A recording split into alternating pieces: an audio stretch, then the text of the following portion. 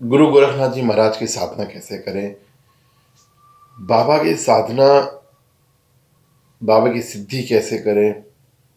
और आज तो मैं एक्चुअली आपको मेनली जो स्पेसिफिकली बताने वाला हूँ, जो रीज़न है इस वीडियो को बनाने का, वो है कि हमें 31 दिनों की साधना या 21 दिनों की साधना कैसे शुरुआत करनी है, साधना की सफ़र कैसे शुरुआत करना है, साधना की शुरुआत जब हम करते हैं, घर पे करते हैं, तो हमें किस तरह से करना है। देखिए, मैं फिर बता दूं कि साधना और पूजा दो अलग अलग चीज़ें होती हैं। मैं सारे लिंक दे दूंगा वीडियोस के, आप उसको देख सकते हैं कि मैं ऐसा क्यों कह रहा हूँ। साधना में अंतर क्या है, पूजा में अंतर क्या है, मैं उस वीडियो का लिंक भी आपको यहाँ डिस्क्रिप्शन में दे दूंगा, आप उसको देख लीजिएगा।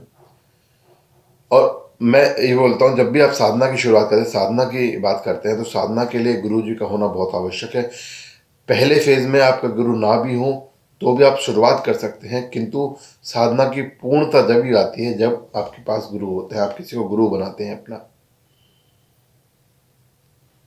गुरु गोरखनाथ जी को भी अपना गुरु बनाया जा सकता है। उनको गुरु धारण करने की विधि, उनको गुरु धारण करने का मंत्र भी मैं वीडियो के लिंक में दे देता हूँ, डिस्क्रिप्शन में दे देता हूँ, उसके लिंक आप वहाँ से वो ये दे सकते हैं। तो 21 दिन की साधना की शुरुआत करना चाहते हैं या 31 दिन की शुरुआत करना चाहते हैं, तो साधना कैसे शुरुआत की जाएगी, साधना करनी कैसे है, साधना में क्या क्या नियम है, क्या क्या विधि है, वो सब आज इस वीडियो में मिलने वाला है आप सभी दोस्तों को।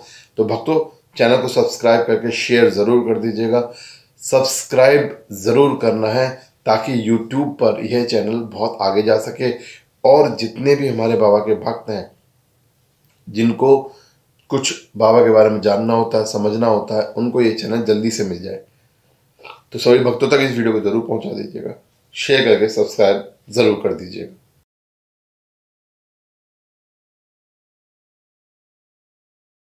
जय जय गुरु गोरखनाथ, जय जो बार जो हरवीर महाराज की, जो बागड़ की सरकार की, जो धाम आहार की जय, मेरे गुरु को नाक तेरी सदा ही जय हो। तो स्वागत है आप सभी भक्तों का चेला गोरख का यूट्यूब चैनल, और इस चैनल जो गुरु महाराज के पास चलता है, और आप सभी के प्यार सपोर्ट बना रखिए, शेयर सब्सक्राइब करते रहिए। तो दोस्तों, बात करने वाले हैं हम साधना की शुरुआत कैसे करते हैं, 21 दिन की साधना या 31 दिन की साधना। देखिए, मैं आपको एक बात बता दूं, अगर हम पहली बार साधना कर रहे हैं, शुरुआत कर रहे हैं, तो कभी भी 11 दिन की साधना नहीं करनी चाहिए, कम से कम 21 दिन या 31 दिन की साधना करनी चाहिए। तो पहला पड़ाव 21 दिन का है या 31 दिन का है जो आपको पार करना है। अब मैं आपको बता दूं, अगर आप साधना शुरुआत कर रहे हैं, आपने पहले नियम बना लिया है मैं 21 दिन की साधना करूंगा या 31 दिन की साधना करूंगा, ठीक है। तो पहला पड़ाव तो ये होगा कि आपने यह निश्चित कर लिया है कि आपको 21 दिन की साधना करनी है या 31 दिन की साधना करनी है। अब साधना में करना क्या है, देखिए, साधना के लिए सबसे पहला ज़रूरी है आपका 2 समय चिंतन करना। कम से कम 2 समय आपका चिंतन करना, महाराज का ध्यान करना, यह साधना के लिए बहुत आवश्यक है, नितांत आवश्यक है, ज़रूरी होता है।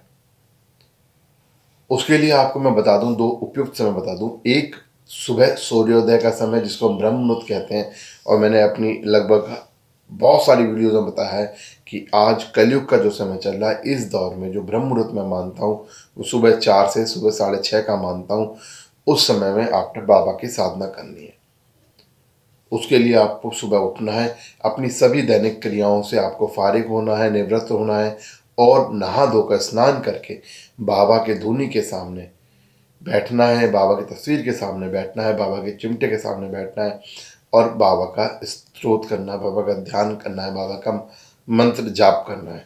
मंत्र कौन सा बोलना है बाबा का साधना के समय, मैं अभी आपको वीडियो में बताऊंगा, बने रहिएगा।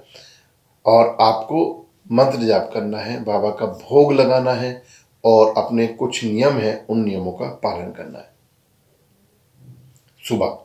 और दूसरा समय जो है वो है आपका शाम का, जिस वक्त सूर्य छिप रहा होता है। अगर आप उस वक्त वह समय दे पाएँ तो अति उत्तम है, अगर उस वक्त समय ना दे पाएँ तो किसी भी वक्त शाम को सूर्य छिपने के बाद जो आपकी अपनी दैनिक क्रियाओं, क्योंकि देखिए, मैंने हमेशा एक चीज़ कही है, एक बात बोली है कि बॉस, आप साधना करें, भक्ति करें, पर अपने जो सामाजिक दायित्व हैं आपको मिले हुए हैं, जो समाज में रहते हैं आप, उस समाज के जो दायित्व हैं, क्योंकि आप गृहस्थी हैं, किसी के बेटे हैं, किसी के पति हैं, किसी के बाप हैं, तो उन सामाजिक दायित्वों को पूरा करते हुए ही आप साधना करें। तो अपने जो सामाजिक दायित्व के उनके अनुसार आप शाम को 6 बजे, 7 बजे, 8 बजे, 9 बजे, 10 बजे, जितने समय भी आप फारिग होते हैं, आपको एक समय उस वक्त बाबा का ध्यान करना है। बिल्कुल उसी तरीके से हाथ मुँह धोने हैं। सुबह आप नहाए थे, हाथ मुँह धोने हैं। हाथ मुँह धोकर स्वच्छ कपड़ों में आपको बाबा के सामने बैठना है, चिमटे के सामने बैठना है, धूनी के सामने बैठना है, बाबा का ध्यान करना है, मंत्र जाप करना है और भोग प्रसाद चढ़ाना है। अब यहाँ पर कुछ बातें निकल के आई। पहली चीज़ कि जब भी आप बाबा के सामने बैठेंगे ध्यान के लिए, आपको कोई ना कोई आसन जरूर लेना है, बिना आसन के आप ना बैठें। दूसरी चीज़, जिस वक्त भी आप साधना करने बैठ रहे हैं, आप सिर के ऊपर पग धारण करें, टोपी धारण करें या उसको रुमाल से ढकें, सिर को ढक कर बैठें बाबा के सामने जब भी बैठें। तीसरी चीज़ मैंने कहा धुनी, आपको धुनी करनी है।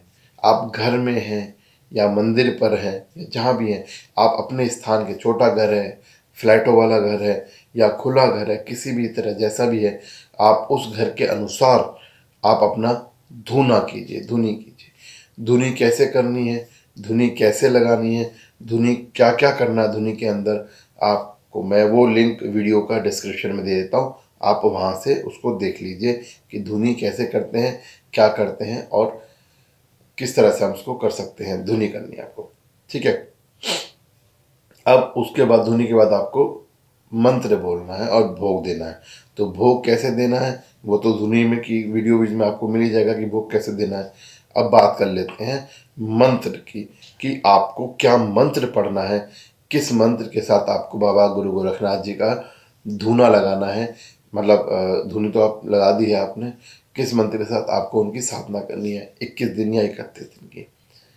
मैं यहाँ पे एक विशेष बात बताना चाहूँगा कि नियम जो भी आप बांधते हैं आप अपने अनुसार बांध सकते हैं कि भाई हम इस नियम के अनुसार करेंगे, भाई भोजन में हम ये खाएंगे। बस एक बात ध्यान रखना कि जितने दिन ये साधना चलेगी, 21 दिन, 31 दिन, उतने दिन आप सात्विक भोजन करेंगे। सात्विक जो होता है आहार, शुद्ध शाकाहारी आहार करते हैं उसको सात्विक बाहर भोजन करेंगे आप, मांसाहारी भोजन नहीं करेंगे। दूसरी चीज, जितने दिन भी ये साधना चलेगी उतने दिन आपको जो है सन्यासी जीवन व्यतीत करना है। सन्यासी जीवन का मतलब होता है सात्विक भोजन, बिना देसी घी वेसी फालतू की तगड़ के छौंक बिना बात के बाद। और उस वक्त आपको सात्विक भोजन में एक बात ध्यान रखिएगा, प्याज लहसुन का प्रयोग नहीं करते हैं हम। जब साधना की बात करते हैं तो प्याज लहसुन का प्रयोग नहीं करते हैं। दूसरी, आपको जो है सन्यासी जीवन में आप गद्दों के ऊपर, बिस्तरों के ऊपर नहीं सोएंगे। आप नीचे बिस्तर लगा के सोएंगे या किसी भी फ्लैट सरफेस पर, तखत पर, ऐसी जगह पर सोएंगे, बिना गद्दों के सोएंगे। आप चद्दरें लगा सकते हैं नीचे, आप आसन बिछा सकते हैं नीचे, आप दरिया डाल सकते हैं नीचे, 4 दरी 4 डाल लो, आप गद्दा नहीं लगेंगे, ठीक है। सुख सुविधा के साथ नहीं सोएंगे। तीसरी बात, सबसे इम्पोर्टेंट नियम है, सबसे महत्वपूर्ण नियम है, आपको पूरे 21 दिन या 31 दिन ब्रह्मचर्य व्रत का पालन करना है, ठीक है। ये बहुत ही इम्पोर्टेंट है, ब्रह्मचर्य व्रत का पालन करना है। 31 दिन या 21 दिन, जितने दिन की भी साधना आपने नियम लिया है उसमें आपको ब्रह्मचर्य व्रत का पालन करना है साधना के समय पे, ठीक है। ये 3 नियम आपको करने हैं। बाकी नियम आप अपने अनुसार, अपने सामर्थ्य अनुसार बना सकते हैं और उन नियमों को पालन करना है। जो एक बार नियम आपने डिसाइड कर लिए हैं, बाबा महाराज से जो प्रार्थना कर ली है, उनके हाथ जोड़कर जो आपने महाराज से कहा कि भाई महाराज मैं आपके 21 दिन का प्रण लेता हूँ, 31 दिन का प्रण लेता हूँ, उस प्रण दौरान मैं ये नियम का पालन करूँगा, तो वो नियम आपको पूरे 21 दिन या 31 दिन पालन करने हैं, ठीक है। अब मैं आपको बाबा का मंत्र बता देता हूँ कि किस मंत्र के साथ आपको बाबा का ध्यान करना है, बाबा की साधना करनी है। मैं आपको एक विश्वास दिला दूँ कि अगर आपने 21 दिन 31 दिन इस मंत्र के साथ, पूरी साधना के साथ, पूरी भक्ति के साथ बाबा का ध्यान कर लिया तो आपकी साधना सफल हो जाएगी, आपको सिद्धि की प्राप्ति होगी। ओम शिव गोरक्ष नमो नमः। ओम शिव गोरक्ष नमो नमः। ओम शिव गोरक्ष नमो नमः। ओम शिव गोरक्ष नमो नमः। ओम शिव गोरक्ष नमो नमः। इस मंत्र के साथ आपको जाप करना है। तो भक्तों, आप 31 दिन की साधना 21 दिन की साधना कीजिए, पूरी भावना के साथ कीजिएगा, पूरी श्रद्धा के साथ कीजिएगा और इस मंत्र का जाप करके सही समय से धुनी लगाइएगा, सही से आप उसका भोग दीजिएगा।